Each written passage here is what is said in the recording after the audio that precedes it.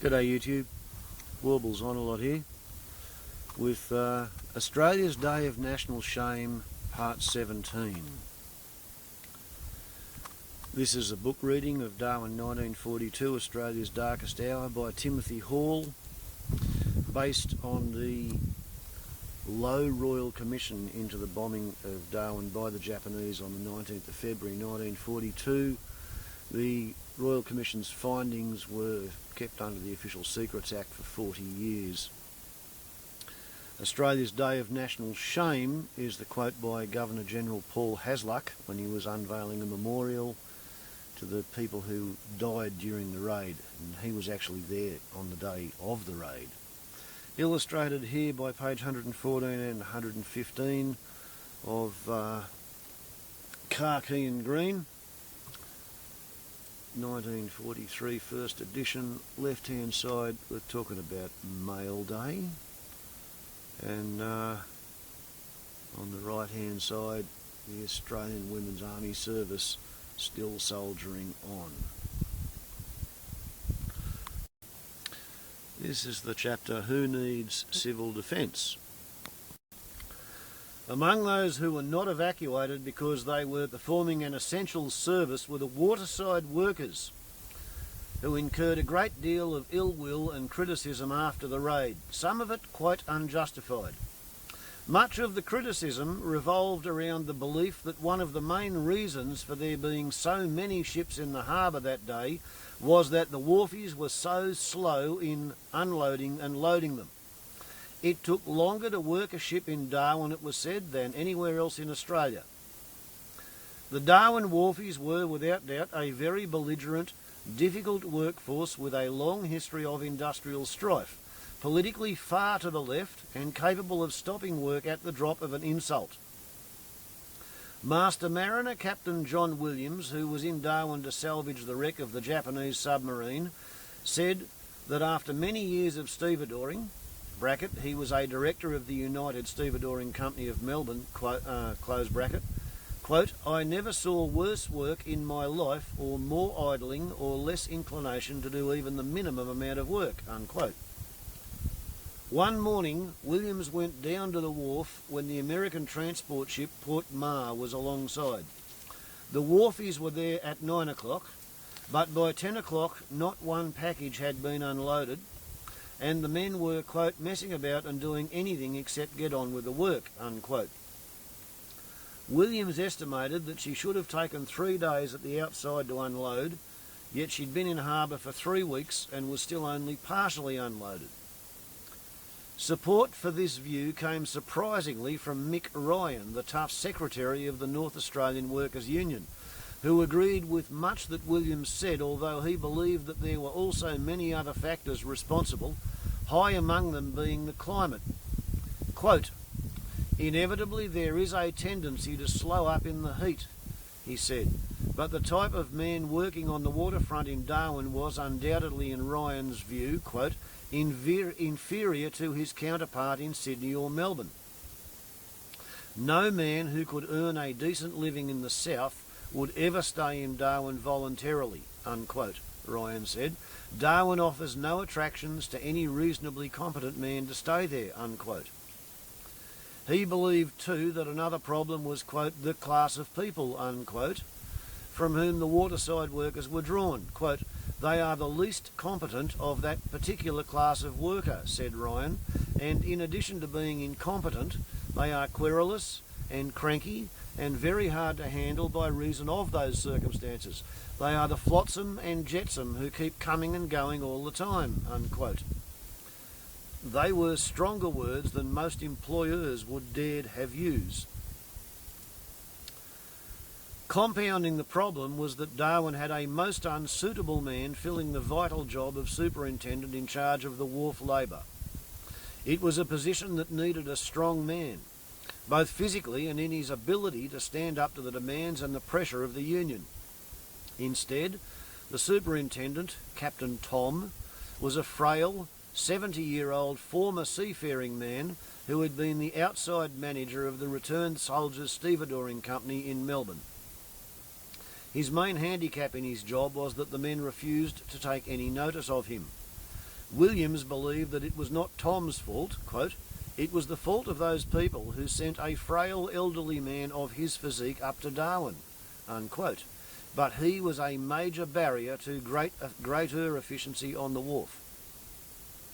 If there had been a vigorous, active man in charge of the waterside workers, and one who knew the business well enough to earn their respect, the waterfront would almost certainly have performed more creditably. Indeed, this was what happened just before the raid, when Tom had to go away for a time, and a younger, more vigorous man took his place. Productivity soared. On the other hand, it was often ignored that since Japan came into the war, the wharfies had worked extremely long hours, sometimes 20 hours a day in appalling conditions, and the number of disputes resulting in actual withdrawal of labour had fallen markedly. That there were so many ships in the harbour on the 19th was the result of many factors, only one of which was the quality of work provided by the Darwin wharfies. Many of the ships, for example, had been held up by industrial trouble in southern ports, which was hardly the fault of Darwin labour. Equally important as a cause of Darwin's inefficiency were the antiquated facilities. The wharf itself ran out on steel and wooden piles on the eastern side of the port, and then in deep water turned a right-angled corner to where the ships were tied up and worked. All unloading and loading had to be done with the ship's winches, and as the rise and fall of the tide was more than 7 metres, it's like more than 21 feet, it was extremely difficult to operate at low tide. The right-angled turn was also a terrible bottleneck because it was too sharp for the locomotive and the trucks to get around. Instead, there was a turntable operated by a small donkey engine, and the whole contraption, as Bondstorm and Percy Smith put it, was, quote, "something the like of which I've not seen in any other port in my life," unquote. The trucks had to be physically manhandled onto the turntable 2 at a time. Once they were past that particular hazard, goods had to run the gauntlet of a bond store that was, quote, "quite inadequate," unquote, and a roller yard that was, quote, "an utter disgrace," unquote. That, at least, was the opinion of Percy Smith, the bond storeman. Timber, iron and cement for the defences of Darwin were left lying around in heaps, and carters found it impossible to find the cargo assigned to them. Even getting it away from the wharf was a problem because half the time the railway yard was so full of trucks that no one could move on and off. And on other days the wharfies would have to be stood down on full pay because there were no trucks at all. As early as 1939 it had been realised that Darwin might become a vital port in the war effort, yet nobody did anything to modernise it. The only improvement that had been made was to make the wharf the same level as the road so that motor vehicles could get right up to the ship's side. Until 1940, they could not get within 800 metres of it. The single fuel pipe and the water pipe which ran along the wharf meant that ships were constantly being shuttled backwards and forwards between the wharf and an anchorage in the harbour when other ships needed to be urgently refuelled. This was certainly a major factor that led to the Neptuna still being in the harbour when she blew up with her cargo of depth charges and other high explosives. 2 months before the raid, the chairman of the Melbourne Harbour Trust, civil engineer Aubrey Mackenzie, had been sent by the Commonwealth Government to look at Darwin Harbour and the port facilities from the point of view of their suitability for the war effort. Mackenzie had reported that the facilities were antiquated and totally inadequate to meet even the smallest demands likely to be made on them. He made recommendations for the construction of new wharves and for the modernising of the existing structure, and the piles on the now burned out Barossa had been intended for this purpose. The port facilities were probably no better and not much worse than many small Queensland ports. But Darwin was now a harbour of the greatest importance. Speed in loading and unloading and in turning ships round was the key to its usefulness, and this depended quite as much on the facilities as on the men who worked them. 2 years earlier the government had acknowledged the importance of modernising and streamlining the port, but had done virtually nothing about it, leaving it until it was too late. That's when Menzies was the Prime Minister of Australia, and he used to spend a lot of time on a boat going to England to talk about stuff that really had nothing much to do with him, with the War Cabinet in London. If the government and the administrator had done their jobs more efficiently, there was no reason why so many civilians should have been in the middle of a battle zone either. By mid-December the previous year, the strong possibility that Darwin would be attacked by either bombing or by an invasion could no longer be denied. In the town, plans had been drawn up for evacuation and for various other ARP emergencies. The nominal roll showed that the civilian population numbered about 5,800, and these had been registered by sex and age.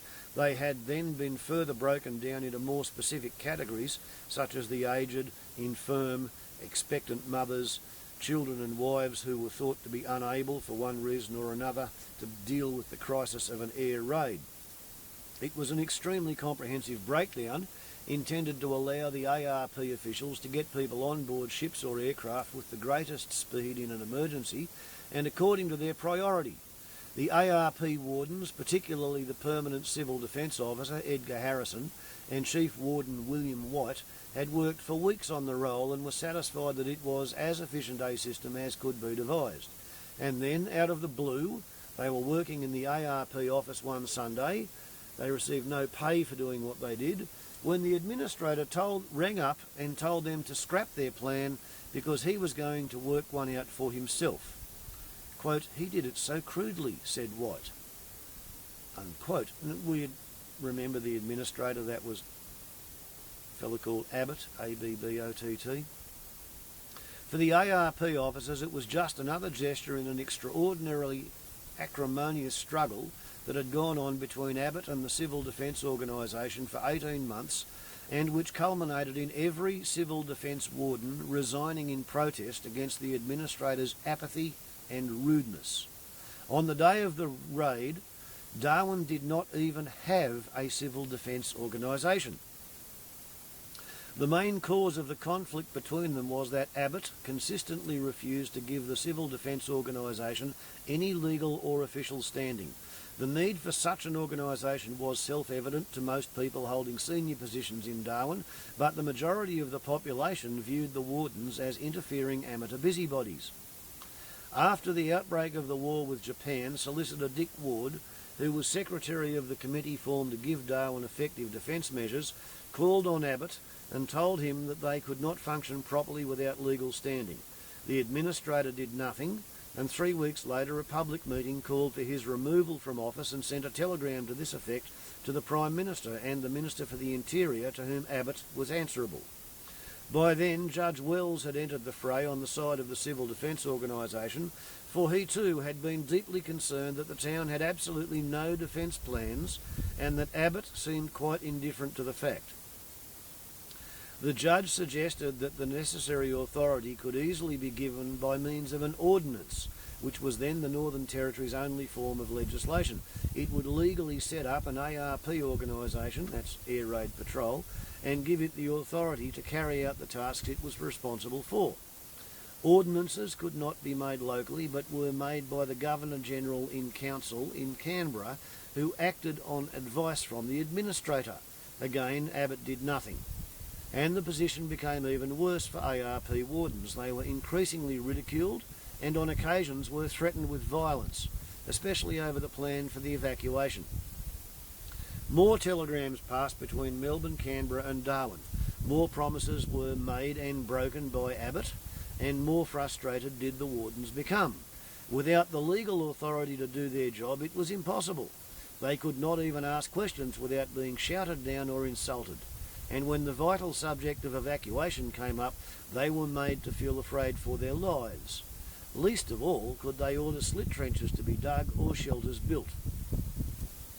The irony was that Abbott was nominally the head of the ARP organisation, but he never concealed his lack of interest. It was incomprehensible.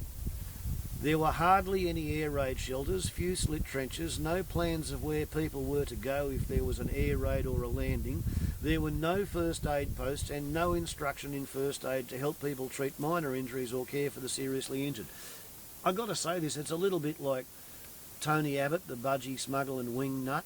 the mad monk, being Prime Minister of Australia when the biggest crisis the globe faces is global warming, when Senator Kerry, the US Senator, goes to Indonesia, addresses their parliament and says the big enemy is global warming denialists, and the budgie smuggling wingnut decides to review Australia's renewable energy targets at the same time as he's abolished the Ministry for Science, fired 650 scientists at the CSIRO, shut down the Clean Energy Loans Commission, and got rid of the Climate Change Commission. It's like, okay, so when Abbott was the head of Darwin and the Northern Territory, he made sure there was no civil defence and nobody had any idea of what to do in the case of an air raid, because air raids were on the cards. Everybody could see one coming. It's just like Abbott is the Australian equivalent for Quisling. Quisling was the biggest fuckwit in Norway in the whole of the Second World War, and today nobody called Quisling could ever get elected as Prime Minister of Norway. But Abbott was the biggest fuckwit in Australia in the middle of the Second World War, and we have Tony Abbott for Prime Minister in 2014. It is utterly remarkable. From the RAAF and the Army Medical Services, there was hardly any encouragement or support. A few weeks before the raid, for example, Andrew Bruff Newell had tried to get the public interested in first aid so that they would have at least a basic idea of what to do after an air raid. But nobody seemed to care, and nobody would give him the equipment he needed for the lectures. He was even refused permission to hold the lectures in any of the most suitable buildings, and in the end he had to use the uncomfortable schoolhouse, which was itself a disincentive to the public to attend. The RAAF medical officer told Newell that his doctors were, quote, too busy, unquote, and the Army Medical Corps, which had 40 doctors, also refused to give any support. Only after the numerous pleas was a lecturer supplied by the Army, but when he was transferred to Katherine soon afterwards, his replacement attended one lecture and never returned. The first indication of the Army Medical Corps' attitude came during an earlier rehearsal of an air raid. It had been carefully planned by ARP wardens to ensure that civil defence and service emergency teams would know exactly what to do in the event of a raid. In the end, it turned into more of a pantomime than a serious exercise. In charge of the Army's medical team, which was supposed to play a key role in the rehearsal, was Colonel McElhone, the Assistant Director of the Medical Services, who was later vehemently criticised by his own medical staff for his method of running the Darwin Medical Services. McElhone originally promised his fullest cooperation, but when the rehearsal began there was not a medical man in sight. The ambulances did not arrive, and the only person who appeared was a young girl to serve cups of coffee. When McElhone was angrily asked by Newell why he had let them down, he replied casually that he had decided that, quote, the Army Medical Corps has no business with civilian casualties, unquote. Army headquarters was more sympathetic to the struggle of the ARP committee to gain its rightful recognition from Abbott, to such an extent that at one point serious consideration was given to passing a Defence Act that would have allowed the ARP Civil Defence Organisation to become a militia body. But if anyone thought that this would shame Abbott into action, they were mistaken. He even claimed credit for it. He called Harrison into his office and in an extraordinary conversation told him, quote, you know, Harrison, the Army are far too busy for the ARP. It is a civil matter. I will be quite frank with you. I cannot be bothered with you or the ARP, and that is why I decided to let the Army take you over, unquote. It was clear that the administrator intended to do nothing about civil defence.